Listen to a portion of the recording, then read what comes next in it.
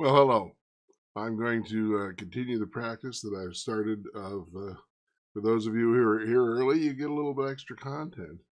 Um, it'll be on the recording, but if you come live and you come early, then you can ask a question early or you can make a comment early, and it'll affect the way the lesson goes. I've been talking about how to teach the lesson as well as teaching the lesson most of these weeks. I'm not going to do that tonight for the simple reason that I only have so much energy. I am a lot better than I was Thursday night, but I still have, you probably hear it in my voice, so I'll try to avoid making odd noises here.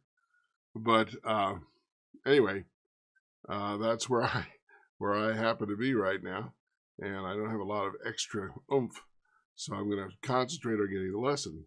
We're going to be talking about Revelation chapter 12, the whole chapter. It's interesting. We had 4 chapters last week, so this week we get 1 chapter, but that's actually fairly appropriate. 12, 13, 14 are extremely important, and they are literally pivotal.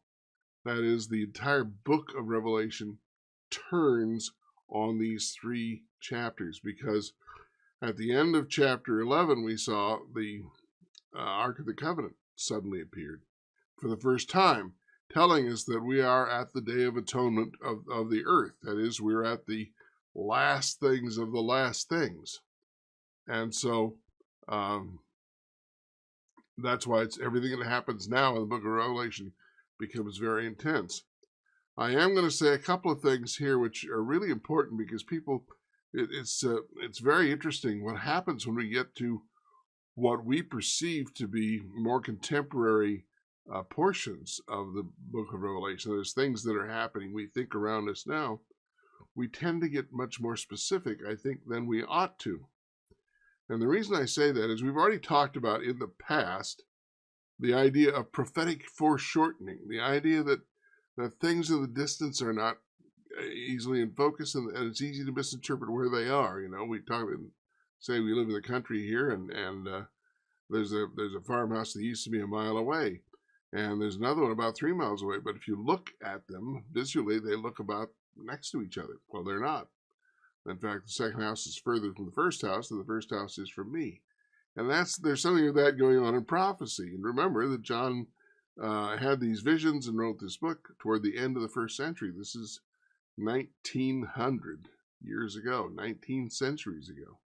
And so as he goes further and further from his day, what happens is more and more nebulous to him. There may be definite indications in the symbols. He may get the idea of vast movements, but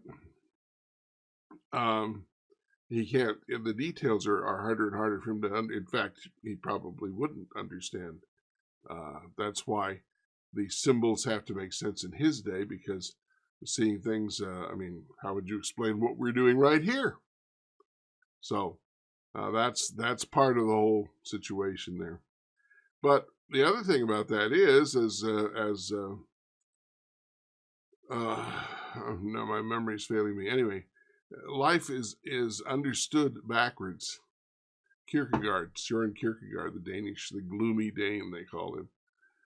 Kierkegaard said that life is understood backwards, but it must be lived forwards. Well, that's the way prophecy is too. We understand it after it is fulfilled. And that's important to understand, because if we are correct, if we are in the time of the 6th and 7th trumpets, and prophecy is being fulfilled around us, it will not necessarily be clear what all of these things are. It's like the confusion of battle. It's like a lot of other things. You know, if you're in a storm, you don't know what the storm was like fully until the storm has passed. Had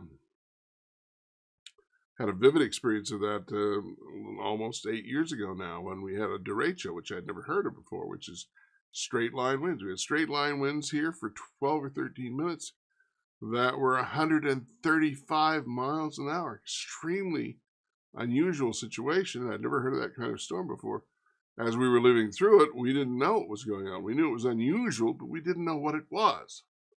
Afterwards, when we saw the devastation and so forth, and began to understand we began to interpret it, then we began to understand. So when we're in the midst, if we are correct that we are in the midst of the fulfillment of prophecy in the book of Revelation and in the time of the last trumpets, then we are not going to be probably able to figure out exactly what's happening until afterwards. So this notion that we can become extremely specific about, oh, this is a fulfillment of prophecy or that's a fulfillment of prophecy, I just don't think, I don't see any evidence for that in Scripture, that people, when it was happening, unless they were a prophet and given special insight, but even then they didn't understand it fully until after it happened. And in fact, that's the important thing another important thing to remember about prophecy. Jesus said, I tell you these things so that when they are fulfilled, you may believe. Prophecy is not given to human beings so that we can be cleverer than everybody else and we can know what's happening, but rather so that it will build our faith. And so we have to be careful about the confidence and the specificity with which we say, this is what's happening, that's what's happening, and so forth. Well, we're definitely into the time here. I thank you, those of you who joined early and those who just joined. I hope that everything's clear. Looks all my gauges look right, and I'm going to open with prayer.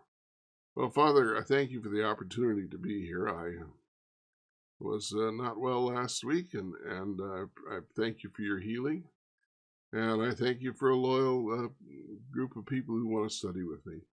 Now, as we go forward, Father, we ask for the Holy Spirit to enlighten our eyes and for us to help to understand what you have written for our enlightenment and not just what human beings think about it.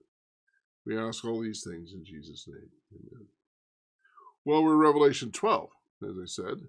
We had 4 chapters. We had the trumpets, and we had the mighty angel last week, Revelation 11. And we have Revelation 10 was the mighty angel, Revelation 11, the 2 witnesses. And this week, again, the last thing that happened was suddenly the Ark of the Covenant became visible. And so this is the indicator that the last things that are beginning to take place in this narrative in the book of Revelation. And the memory text they've chosen, I think, is very appropriate. They're using the NKJV, the New King James version. I usually do my block diagrams from the NASB because of it's a little more accurate. And they overcame him by the blood of the Lamb and by the word of their testimony, and they did not love their lives to the death. Well, that's an amazing testimony. And that is a pivotal part of Revelation 12, as we shall see. Revelation, again, we've had all these other things happening. We've had 7 churches, we've had horses, we've had seals, we've had trumpets, we've had scorpion, or locusts with scorpions' tails, we've had all kinds of bizarre things happening. And now, with as I say, the Ark of the Covenant happens, there's a shift in the approach, a shift in the narrative, a shift in emphasis, a shift, I would say a shift in tempo. We had the trumpets bang, bang, bang, one after the other. And now suddenly we're going to have something that's very different. And that is in Revelation 12, starting with verse 1. A great sign appeared in heaven. Now that's not happened before in Revelation, these great signs happening. A woman clothed with the sun. So first she's clothed with the sun. Now every time we've seen the sun before in a symbolic sense, now the sun has been darkened and so forth, the sun has been part of the gospel. But when we saw it before, it was Christ's face was like the sun. And even as we said, that when the sun is darkened and so forth, it's the gospel, it's the truth. So this is an indication of truth. This is light. This is the most revealing light. So the woman is clothed with the sun. The moon, which reflects the sun, is under her feet, and on her head is a crown. And guess what kind of crown it is again? A crown with 12 stars. There are two kinds of crowns in the book of Revelation. All right. I'll wait till somebody puts that in. And she was with child. And she cried out, being in labor and in pain to give birth. And then another sign appeared in heaven. Like I said, there's a kind of a change in tempo that's taking place here. And what's happening is we are going to find out in the book of Revelation. John is finding out in this series of visions that he's had. He is finding out, and we are finding out with him, what Job found out in the Old Testament. And that is, there's more going on here than you know about. We've seen the Lamb who was slain. We've seen him open the book and open the seals. We've seen all of these things. And now we're going to go back to something before all of that. Before Christ is standing among the seven lampstands. Before all of that. And find out where this great conflict began. That's right. Victory versus rulerships. The Stephanos is the crown of victory. She has a crown of victory, not a crown of rulership. Very good. She cried out, being in labor and in pain to give birth. So here's this woman who's clothed with the sun. Her feet are on the moon. She has this crown of victory with 12 stars in it. Of course, 12 repeatedly has to do with the people of God. So she is representative of the people of God, and she is about to give birth. Now, keep track of these things. There's a story being told, and when the tendency has always been to focus on little chunks of it and not to realize that there is a sequence being described here. So there's a woman, and she's waiting. She's just ready to give birth. Then another sign appeared in heaven, and behold, a great red dragon, having 7 heads and 10 horns, and on his heads were, and here's where the translation makes it clear, were diadems, 7 diadems. These are crowns of rulership, crowns of power. We've seen crowns of victory up until now, but this red dragon with 7 heads, and I have to tell you, we'll find out why he has 7 heads and 10 horns in next week's lesson. I could tell you this time, but it's more clear if we go backwards from the next lesson. Great red dragon having 7 heads and 10 horns, and on his heads, pardon me, were diadems, 7 diadems. So this is a different kind of power. There's no sun here. There's no light. There's no victory. There is naked power. The horns, the diadems. And his tail swept away 1/3 of the stars of heaven and threw them to the earth. All right. His tail swept away 1/3 of the stars of heaven. Now, the stars were the angels of the churches, the angels, the messengers. So the stars are 1/3 of the angels, of the messengers in heaven. And it was swept away by his tail. I mentioned this before. So this is not a major point. It's a very small point. But do you remember we talked about the locusts who had stings in their tails? We talked about what that meant. The tail has a specific significance in the Old Testament, and hence in the interpretation here. So something that this dragon did was so severe that 1/3 of the angels were cast out, were thrown down from heaven. Before this, what we've seen has been the incense and the coals from the altar of incense thrown down into the earth as a matter of judgment, and it's had terrible consequences.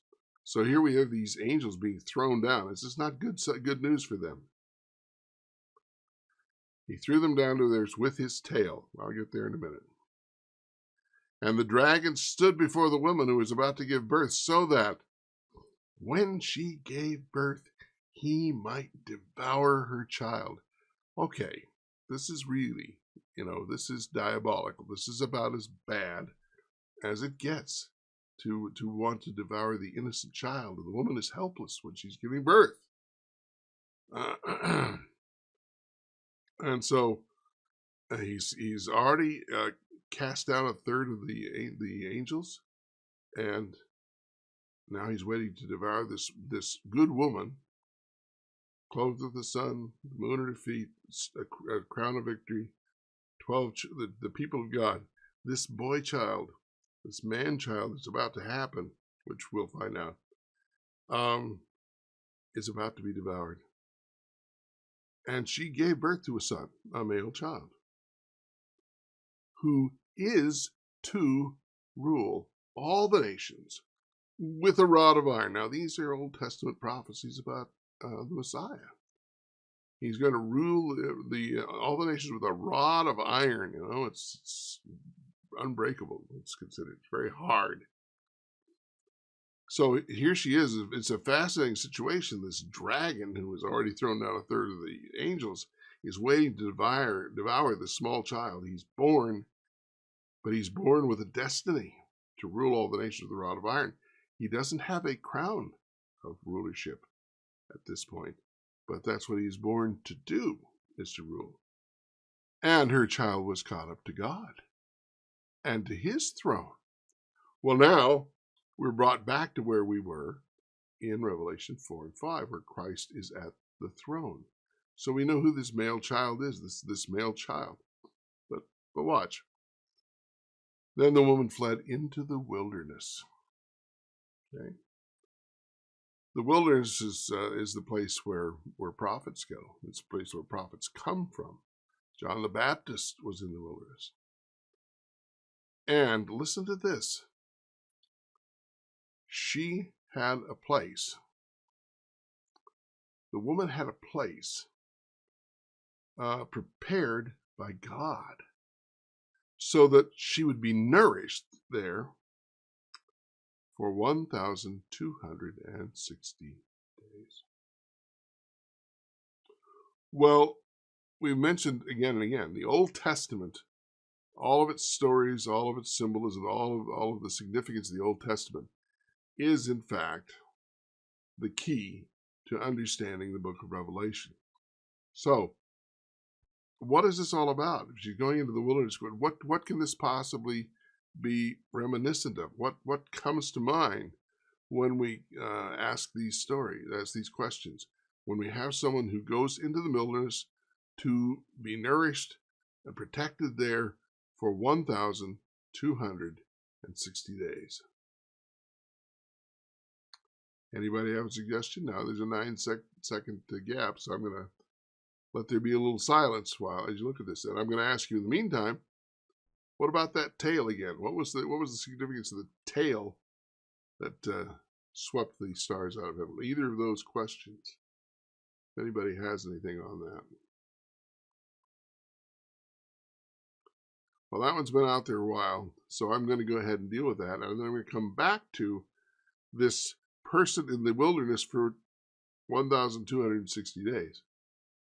And that is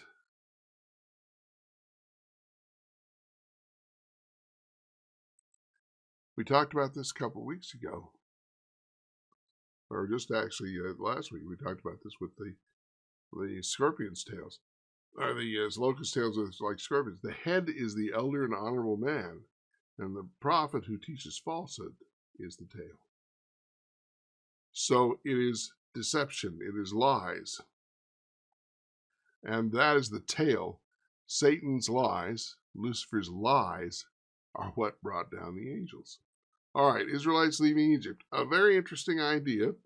But they did go into the wilderness, but they went into the wilderness for 40 years. So they were in the wilderness for a long, long time. And this is not a group of people, because her child has been taken up to heaven. Apparently the woman's alone. Well, 1,260 days. This time period appears repeatedly in the book of Revelation, but it appears with different forms. One is 1,260 days. Well, that 30 days per month, that's 42 months. And 42 months is 3.5 years. Time times and half a time. We're going to encounter all of those. 1,260 days, 42 months, a time times and half a time. All of those will show up in the book of Revelation, and they're referring to the same time period. But symbolically, somebody went into the wilderness and was sustained by God, was fed by God for 3.5 years. And that figure was Elijah. Elijah, after he declared to Ahab that there would be no rain, he disappeared. And he went first to the brook, and then later he went to a widow's home where he was sustained. The total time of the drought was 3.5 years. Now, that's also, great. And Jesus' ministry is also 3.5 years. And that comes into play too. There's no, I would say it this way. I didn't do it for tonight, but if you looked at the sanctuary encampment is 2 squares laid out side by side. 2 squares. It's exactly twice as long as it is wide. And half of that, even in the Jewish reckoning, represented the earthly half. And then there was where the tabernacle was the heavenly. There was where the symbol of the throne of God, the Ark of the Covenant, was there. And so that was considered the heavenly half. Well, Christ's earthly ministry was 3.5 years. And his heavenly ministry will have been 3.5 symbolic years. I'm not talking about prophetic days or anything like that. We don't know what that will be. But if you look at it, there's a symmetry that he has 3.5 years on the earthly part of his sanctuary, earthly part of his ministry, and then 3.5 spiritual, symbolic. One of my professors called them mystical. Some people object to that term, but that's what's happening. And this is what's going on here too, is this Elijah is being recalled. And yes, I think there's an echo there also of Jesus' ministry. But here you have a woman, instead of Elijah, going and being nourished in the wilderness for 1,260 days. Just as Elijah was nourished in the wilderness and by a woman part of the time, by God, but using the woman for 3.5 years. So that's definitely in sight here. This wilderness is protecting, and she's being nourished there for this period of time. So that's an important, it's one of the interesting things. Elijah, I don't believe, is ever mentioned by name in the book of Revelation, but he's always present in a lot of different forms. And Jezebel is named once in the churches, but she is also pretty much always present too, because she is the opponent of Elijah.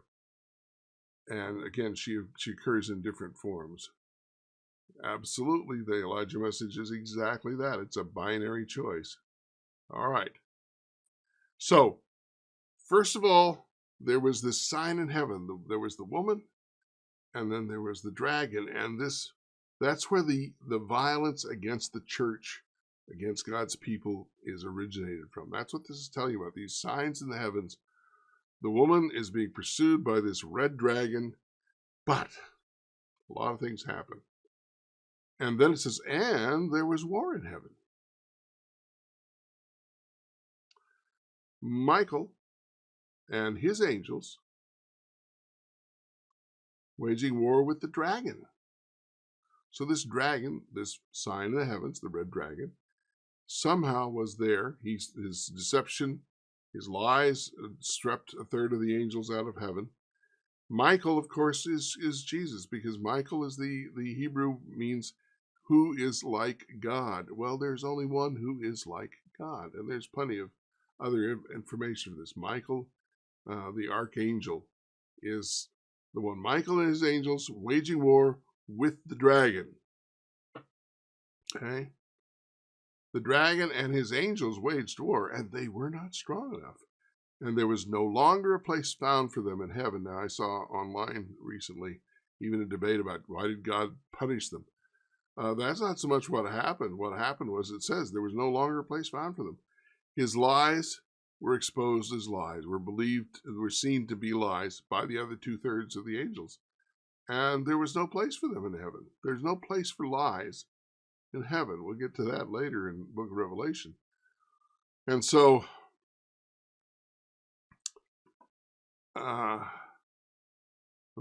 yeah, right.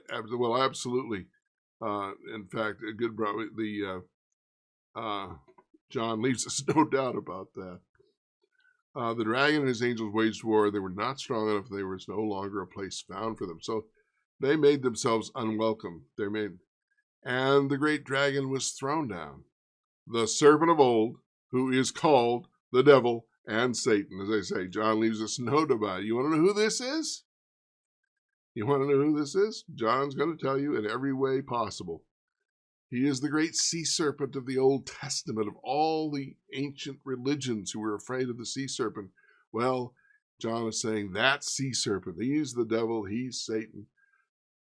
Probably, and I don't know, but probably is the origin of all the dragon myths. Virtually every culture has a dragon myth, and there are no dragons, or are there? Serpent of old, who was called the devil and Satan, who deceives the whole world. This is the same guy doing the same thing. Satan's only real weapon are lies and deception. We must understand that. And C.S. Lewis tells us that lies, and it makes perfect sense, lies are the weapon of the weak. If you're strong, you don't have to lie. Use your strength. You use your weapons. His only weapon is a lie because he's weak. He deceives the whole world. He was thrown down to the earth, and his angels were thrown down with him. So this is the other side, another way of looking at that same story. We were told first that his tail swept them out. Well, that's true, because they believed his lies. And then there was no place found for them in heaven. And God could have killed them. It's what Paul was saying, quoting a Latin poet, by the way, that in God we live and move and have our being is not just true of us, it's true of every creature in creation. Pardon me, for those who haven't heard, I had the flu rather badly. It wasn't life-threatening, but it was one of those days that some days you're afraid you'd die, and the rest of the time you're afraid you weren't because you're so miserable. But anyway, excuse me. He and his angels, he was thrown down to the earth, and his angels were thrown down with him. So his deception, that's when he was turned loose on this earth. And I'm going to show you in a minute why I find block diagramming so important. Excuse me, I'm sorry.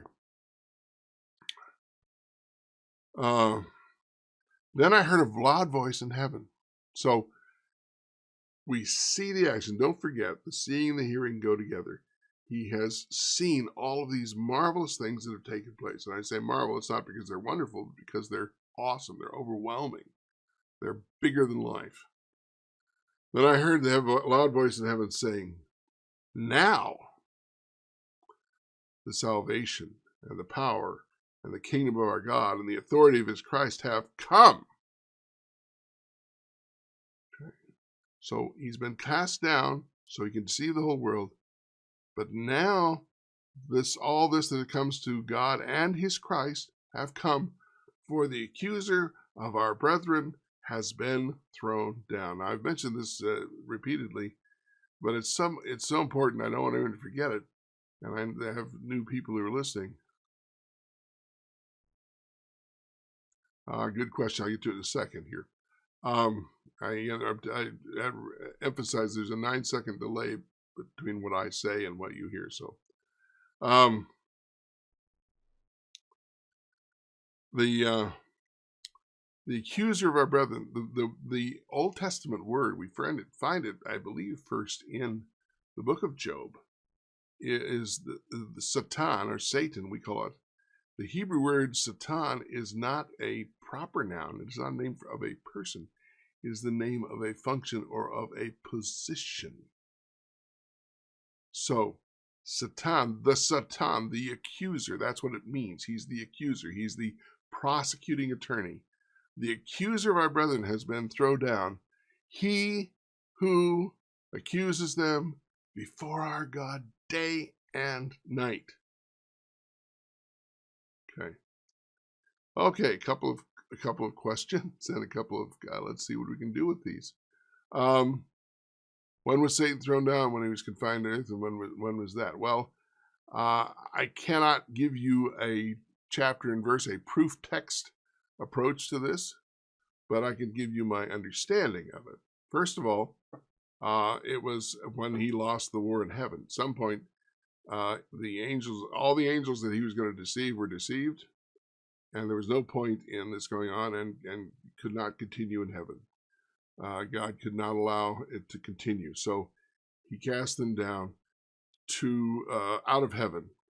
He came at least to this earth, and when he deceived our parents, it was like, okay, you know, this is the thing. He gave them. Our parents gave him it's like I always say, it's like your great grandfather got drunk and gambled away the family farm. That's what happened. Adam and Eve, I'm sorry, the man and the woman, they weren't yet, they were both Adam when they did it. But our first parents trusted him. They believed his lies rather than believing God's truth. That was the breach that began this mess. And after that, I believe, I cannot prove, that he may have had opportunities to other planets, to other beings, whether it's planets, universes, I don't know. And that I base on, first of all, on the throne scenes in the book of Job, which are fascinating scenes. And I don't have time to go into them entirely here. And after that, then if the other worlds refused him, and it's very clear from, in Job he met the council of the sons of God. I wish since this came up, I would love to take it on. I have a whole long study I do on Job. But here's the thing. If you go and read the encounter in Job 1 and 2, it says that a day came when the sons of God came together before the Lord. Now, this is an ancient view of the princes and the various rulers of the provinces of an empire coming to report to the king. Or if you want to think of it in modern terms, it was a board meeting of a large corporation. They're all coming to report to the CEO. Okay? And that was in heaven. But what happens is this, well, give me a chance. I apologize because I don't have this. I did not prepare for this. Let me go and get this this text, because I want to get, and I'll just grab the NIV because it's up here first. I want to be real fast. Here it goes. I don't like. That's one of the reasons I don't like the NIV. It assumes they're angels. It's as Robert Alter says, it's not representing the text in another language. It's trying to explain it, but it shouldn't be. One day, the sons of God. I'm gonna go to the NASB simply because that's why I do the NASB. It isn't necessarily the most elegant translation, but it tends to be more accurate and sort of in a, I don't know, legalistic way. Sorry about the ads. Now there was a day when the sons of God came to present themselves before the Lord. The sons of God, whoever they are, and Satan also came among them. Now wait, there's two groups here. Okay, the sons of God come to present themselves before the Lord. And Satan, this is so old. We have it because the translators assume we know Satan. But Job is such an old book. This was still just a title for the prosecutor, the accuser. And the accuser, that's what it really should read here. And the accuser came also came among them. And the accuser. The sons of God came, and the accuser also came. Why do I stress that? Because he does not belong. The accuser, excuse me, no longer has a place in heaven. He has no longer an automatic seat at the board, if you will. I'm sorry. All right, he no longer has this place of the Lord, and God basically says that to him. The Lord said to Satan, "From where do you come?" Okay, I know where the other guys are from, whoever they are, but I don't know who you are. That doesn't mean I don't know, but what are you doing here? You don't belong here. This is not your place. And then the Satan, the accuser, answers, I come from roaming about on the earth and walking around on it. Well, I have about 2 acres, and sometimes I do that. I walk around it. It's my place. I get to walk all over it. And the word here used in Hebrew is for patrolling. I'm going all over. I'm checking everything out. It's my place. I'm here from earth. That's essentially what he's saying. From roaming about the earth and walking around on it. The Lord said to Satan, have you considered my servant Job? Now I'm going to leave it there for now because it's a huge study and I don't want to take the time for it. The same words, almost verbatim, are used in chapter 2. So the Satan is still there. He's still allowed access, but he doesn't live there. He doesn't belong there. He's not part of that group. The sons of God came, and the Satan comes, and same thing happens. God says, "Where do you come from? Where do you come from?" So that's the answer to that. When was he no longer allowed access? I don't know. I cannot give you again a proof text. I can't give you a simple text. I can tell you that I think there's evidence in the story of Micaiah ben Imlah in the Old Testament that he still had access. I believe he lost access at the cross. When I believe that, because the interesting thing is in Job, the sons of God are the only ones who never speak. That's all I can say for now. But that decision has been made, I believe, and was made at the cross. That's kind of why when Jesus comes back in Revelation 4 and 5 in triumph, it's like the accuser has been forever thrown down, and that is celebrated pretty much throughout the book of Revelation. I hope that satisfies you, makes sense to you. I need to move on because we got still some stuff to cover here. The accuser of our brethren has been, he was defeated, and I talked about that before. It's like the Battle of Gettysburg or the Battle of the Bulge. Any great conflict has a pivotal battle, but just because when the Gettysburg was over, it was known that the South was going to lose. It was just a matter of how long it would take. When the Battle of the Bulge was over, it was known that the Germans were going to lose. It was just a matter of how long it was going to take. So we live in that period of history when Satan has been defeated, but he's not yet destroyed. Okay. The accuser of the brethren has been thrown down. He accuses them before our God day and night. He has been thrown down. This is in the past tense. Okay. And that's what they're saying. This is what such marvelous news, there's other marvelous news, but this is what such marvelous news throughout the book of Revelation is that the accuser has been defeated. Someone has earned the right to open the seals, to proceed with God's plan to get rid of this sin problem forever, everywhere. That's the cool thing. That's the exciting thing. And that's what's even being mentioned right here. The accuser of our brethren has been thrown down. He accuses them, who accuses them before our God day and night. Well, and just as in any great war, sometimes the last battles are quite desperate, and there are a lot of casualties.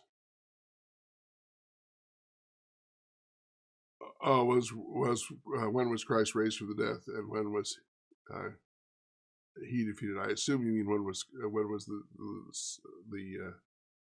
the Satan defeated? Well, Satan was defeated on the cross, I believe, because his true nature was demonstrated, and death was defeated when Christ was raised. Anyway, I'm not disagreeing. That's my understanding. And now here, I want you to see this, because I was working on this once I recovered enough that it's only been recently. I was really down for it last week. And they overcame him because of the blood of the Lamb and because of the word of their testimony. And they did not love their life even when faced with death. For this reason, I started reading that. For this reason, because they did not love their life, is that the reason that the heavens should rejoice? And somehow that didn't make any sense to me, because this puts the reason for rejoicing on really an excellent point, Robin. Absolutely, John. It's clear. Because the "it is finished" is not a cry of defeat. It is a cry of victory. I have done it. That's what it is. Excellent point. Excellent point. Thank you. I appreciate. That's why I like comments. I can't think of everything. Not even nearly. But I was saying, do we rejoice because they did not love their life, and it makes sense. They overcame him, and they did not love their life. But it just didn't sit well with me that this looks like it was what the saints did, because they were willing to face death. And so, as I was doing this, I preserved this version of the block diagram because I wanted to show you this. I thought, it's just not right. And then I realized this is the way it should read. And they overcame him because of the blood of the Lamb, because of the word of their testimony, and they did not love their life even in the face of death. This "and" goes with this list. They overcame him because of this, and because of this, and and they did not love their life. So they'd already overcome him. This really fits. This arrow indicates it fits under their testimony. It doesn't fit equal out here. It should be over here. But as you can see, it's hard to see it because it goes so far over. And that means, for this reason, refers to they overcame him. And why did they overcome him? Because of the blood of the Lamb, and because they were the test. So the blood of the Lamb is the reason. So we rejoice. The heavens are to rejoice, and you who dwell in them. This is not, and I would say this, for the question about when was Satan cast down. Rejoice, O heavens, and you who dwell in them, because woe to the earth and sea, because the devil has come down to you. They're saying, when this happened, because of the blood of the Lamb, they overcame him. When this happened, his access was cut down. This is the closest thing I can come to a proof text. But they're saying, rejoice, heavens, because you don't have to put up with him anymore. You don't have to put up with him. Woe to the earth and the sea, because the devil has come down to you. In other words, he is not going up to that throne room anymore. So he can concentrate all of his diabolical energy on us. Okay? And that's why there will have to be those who will overcome by the blood of the Lamb and will not love their life even when faced with death. That's the important thing here. And that was a pivotal text. But it was for me also as I'm going through this. It's so important to understand that. Woe to the earth and sea. Now you see this. This is, and I've never seen this until this question came up now, which is why I love to study. I believe we'll study and learn throughout eternity. So you have this thing that finally, heaven doesn't have to put up with him anymore. It's like you have this annoying guest who won't go away. But finally, he's lost every bit of credibility. He's lost every right. The blood of the Lamb has blotted out his opportunity, and he is now. So rejoice, you heavens, and you who dwell in them. It doesn't say rejoice, you earth. Woe to the earth. So you have this split now. So I would suggest, and again, I never really thought of it that way, that this is in fact the closest thing we have to a proof text. That this is when, with the blood of the Lamb, the triumph of Christ, he's done in heaven. So the heavens can rejoice, and those who dwell in them can be happy. But the earth had better watch out, because now he has nothing else to do but to torment us. Woe to the earth and the sea, because the devil has come down to you, having great wrath, knowing that he has only a short time. So he's been cast out. He only has a short time. And he knows it, and he's now, so the heavens are happy, but the earth is miserable. And that pretty well describes it. And when the dragon saw that he was thrown down to earth, so he realizes with a sort of finality that he never will have access to the throne room again, even to spread his lies. He's done. And when the dragon saw that he was thrown down to the earth, when he realized this has happened, he persecuted the woman who gave birth to the male child. He can't get to the Lamb anymore. Michael and his angels are beyond his reach. He's furious. He knows he's done for. And so he turns on whoever he can get a hold of. And he's furious at those who resist him on the earth. The woman who gave birth to the male child. But the two wings of the great eagle were given to the woman so that she could fly into the wilderness to her place where she is nourished for time and times and half a times from the presence of the serpent. So this woman with the crown that gave birth to the child. Now again, we talked about this. Earlier in the chapter, it already said she was going to go for 1,260 days. Now she's going for times and a half. She's going for 3.5 years. Same time period. And she's being nourished again.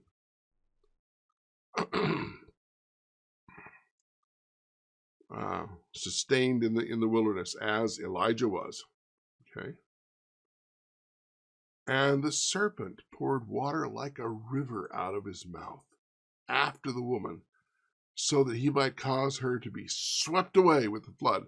And the picture here is swept into the ocean, the sea, which is this great, tumultuous, frightening place, which is in the ancient thoughts, the dwelling of the great serpent. And he wants her swept away off of the face of the earth, of the land. But the earth helped the woman. And the earth opened its mouth. It's fascinating. Everybody's mouth is getting in play here. The serpent opens his mouth and pours out this water after her. But she goes, and the earth helps him and swallows up. The earth opened its mouth and drank up the river, which the dragon poured out of his mouth. So the earth, or the ordered area, is the part that is resisting, even though it's the wilderness. But again, the wilderness. Yes, I think that's what I've been saying.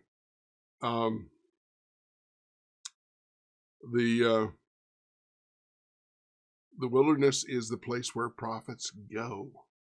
It's where Elijah went. It's where Elisha went. By the way, there was a woman who was sent out of, I don't know if she said in the wilderness, but she was sent out of Israel for 7 years. She was nourished for 7 years. That's anybody who's read my book for such a time might remember who that was. All right.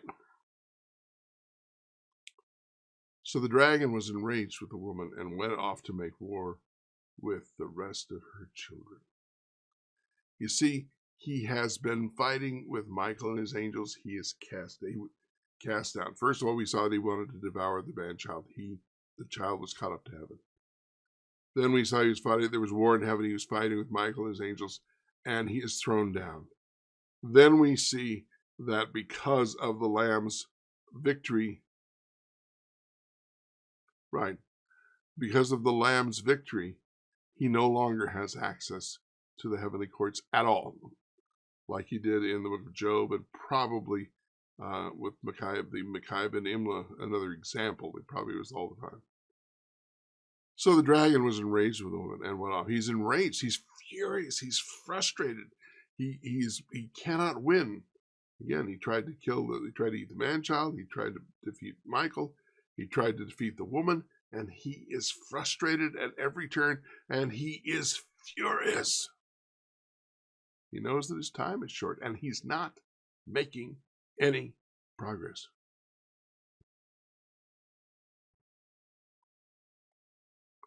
So the dragon was enraged with the woman and went off to make war with the rest of her children who keep the commandments of God and hold to the testimony of Jesus. And unfortunately, that's where our lesson stops. But it's interesting, the rest of her children, did she have other children? The only one we know about is the man-child, which the dragon could not eat. So this woman who had the 12 stars, which is symbolic of the children of God, people of God, she has other children. And she herself is inaccessible. And yet there are children who are just like her. They keep the commandments of God and they hold to the testimony of Jesus. So he's going to make war on them. He's going to make war on those he can get a hold of, those he has power to reach. The man-child was taken out of his power. Michael in heaven was taken out of his power. The Lamb made his access to heaven impossible. The woman is hidden. He's furious. And he's losing. So the dragon goes to the beach. He went to the sand of the seashore. And I'm going to leave it right there. I'm going to leave it right there. Because the story is not over. The narrative does not pause. I included the first verse of 13 because 13 is a continuation of, not a separation or a separate episode from 12.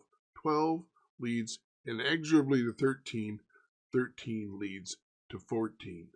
There is no, now we saw this in 10 and 11, chapters 10 and 11, that you had a bit of a change of it was an interlude. There were things where things were kind of taken out of sequence. So there was certainly in Revelation 7. Yeah, I've been known to do that, clearing a few cliffhangers in my life. But that's where the lesson takes us for this week. The dragon stood on the sand of the seashore. And remember this. Remember, again, I cannot emphasize enough because I want you to use these tools. Again, what I teach you in terms of content of Revelation is far less important than what you are able to learn and dig out for yourselves, because what you dig for yourselves belongs to you in a way that nothing you hear from someone else will belong. In fact, I've said this before. The first time that I was asked to teach this was some years ago in Australia, New Zealand, Australia. Bronwyn was present at some of those. And they asked me to teach John Pauline's book. And I said, I can't do that. But I can teach you my understanding of that book, because I knew at that time I had to dig it out. It had to be in me. Just quoting somebody else, no matter how learned, was not useful. And so what I'm trying to do is give you the tools so that when I'm not around, you can find your own diamonds. I'm not necessary anymore. That's what real teachers want to do. So what I want to say to you is, don't lose track of the narrative just because we switch chapters. And that is going to continue. I'm going to tell you right now that the end here of chapter 12 will become more important than most of you can even speculate about several chapters later.